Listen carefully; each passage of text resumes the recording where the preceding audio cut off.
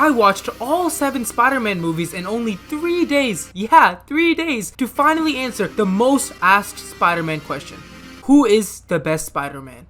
Here's how it went. First, I took notes on acting skill and character accuracy, the 2 most important things when deciding a favorite Spider-Man. Every time I write down something good about each actor, they get 1 point. Whoever has the most points by the end of the movie marathon is the best Spider-Man. Let's begin. Okay, so let's look into Tobey Macguire and his 3 movies first. In the acting skills category, I wasn't too impressed. Scenes like this where Tobey was crying kinda, but he couldn't clearly express it, so he looked like a white girl kinda crying weirdly, and it was just And yeah, it kinda made me realize he couldn't really act out sad roles. Anyways, like I was saying, for his inability to be sad, he gets no point. No point.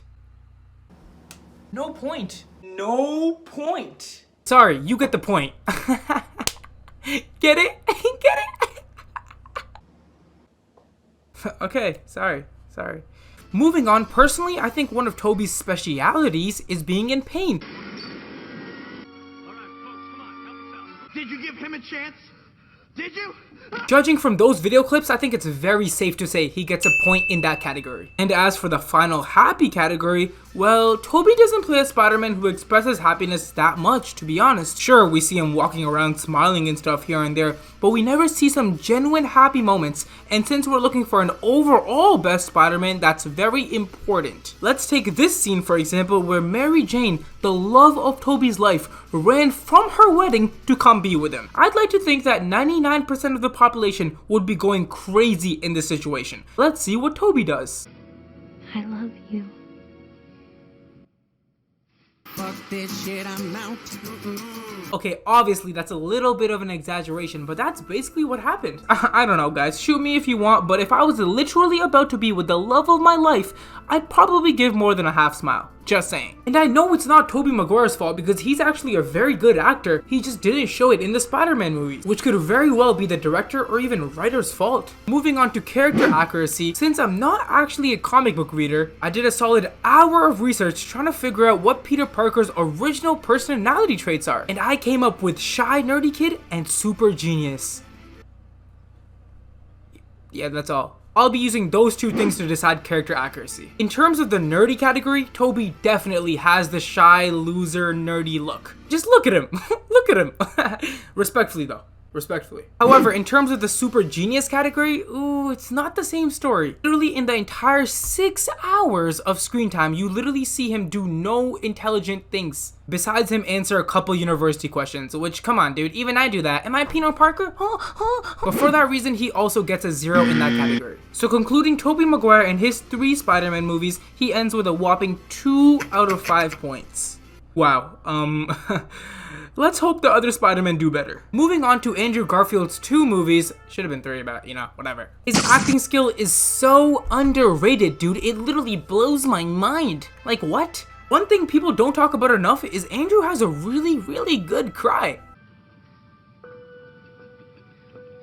Stay with me, stay with me. Stay with me, stay with me. You can't tell me that Tobey would have pulled that off. So for that reason, Andrew gets a point. Looking at the angry end of the spectrum, Andrew once again nails the angry scenes. He didn't think it was his responsibility to be here to tell me this himself. Oh, come on, how dare you? How dare I? How dare you?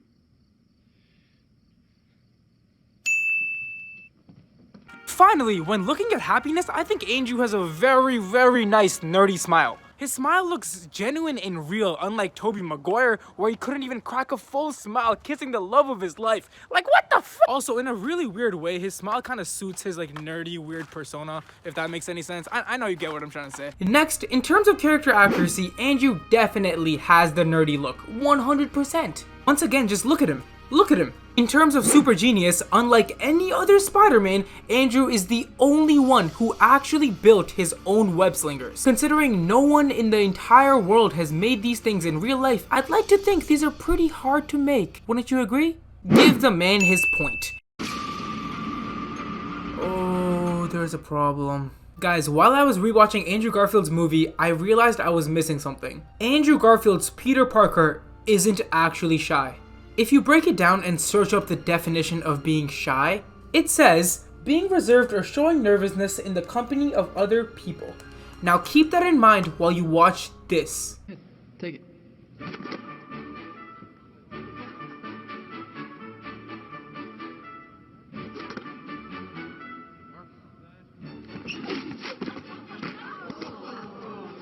It's pretty clear that a person who can put on a show for an entire gym most likely isn't shy. So Andrew Garfield, for that reason, you only get half a point. Meaning Andrew Garfield ends with a whopping 4.5 out of 5 points. Now those are pretty impressive numbers, but do they hold up against Tom Holland? Let's find out. Starting us off in the acting skills category, I present to you Sad Tom Holland. I thought he was my friend, so I gave him the only thing that Mr. Stark left behind for me, and now he's gonna kill my friends in half of Europe, so please, do not tell me to relax.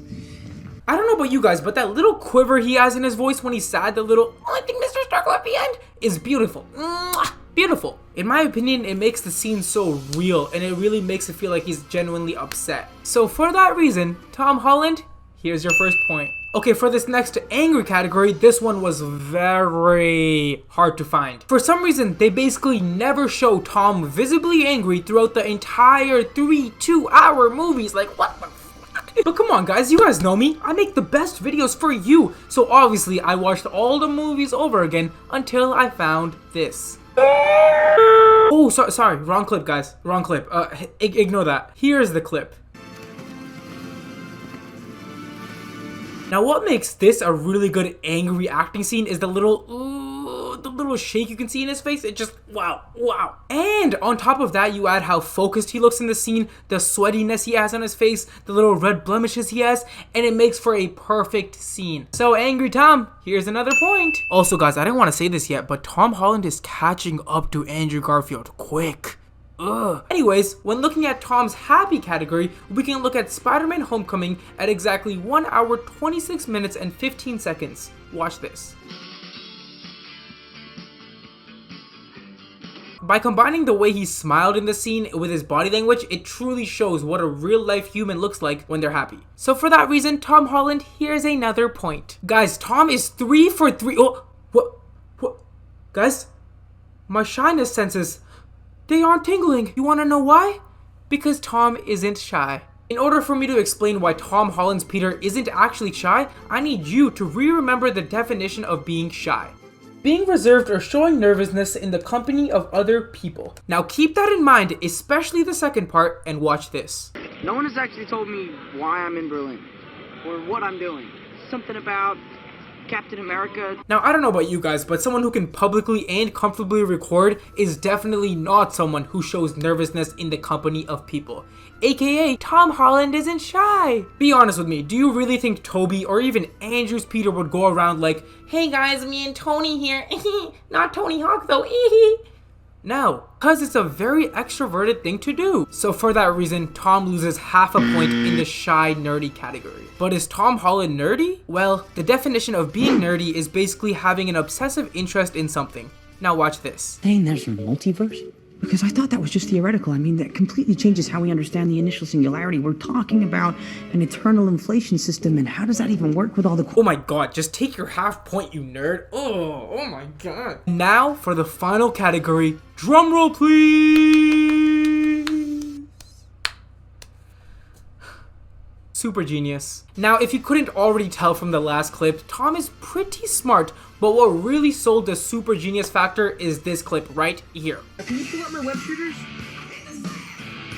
Isolate the taser webs and reconfigure and boost the voltage to a factor of 25%. He didn't do it the Tobey Macguire way where he just cut up a little bit of clothing. No, he literally made it from scratch. Added all the features, he told the robot how much measurement to add, blah blah blah. It's really scientifically like crazy. And if you're still saying, oh my god, but Kosho, all the technology was there for him already. It was too easy. Fine, here's a few more clips. Those wings carbon fiber? Is this stuff coming out of you? That would explain the rigidity-flexibility ratio, which...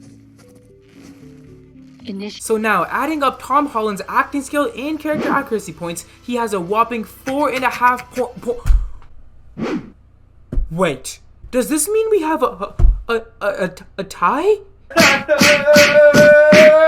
Guys, what do I do? I'm not no fake YouTuber who doesn't give a real answer, what? We will not have a tie, I promise you. We'll decide the winner in next week's video. Deuces! I'm just kidding, guys. Come on. You think I'd do that too? Come on. We will decide the true winner by looking at one final thing.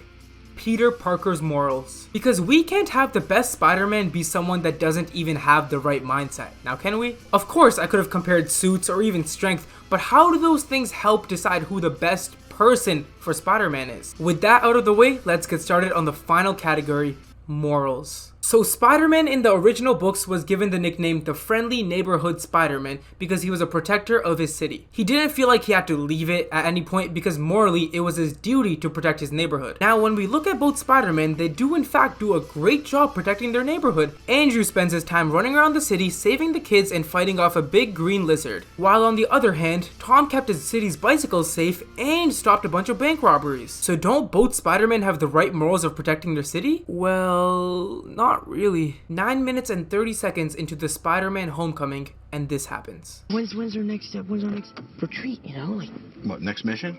yeah, the missions. That right there is the first of many instances where Peter asks for his next mission. Right away, it's clear that Peter's tired of saving a small town over and over again and he wants to move on to bigger things. In fact, there are multiple instances where Tom Spider-Man is visibly frustrated when the Avengers team doesn't want him. Don't you guys get it? He's not okay with being the friendly neighborhood Spider-Man, and that's where the problem lies. Would you guys rather have a Spider-Man that's always there ready to protect you, or one that will always be there until Tony Stark needs him? Sure, it's great that Tom Spider-Man is involved with all these other superheroes and he gets to stop bigger and bigger bad guys, but that just means he's less and less involved with his own city. Guys, this was such a hard pick because I love all three Spider-Men in their own little fun, unique way. But after looking at character accuracy, acting skill, and morality, Andrew Garfield is the best Spider-Man.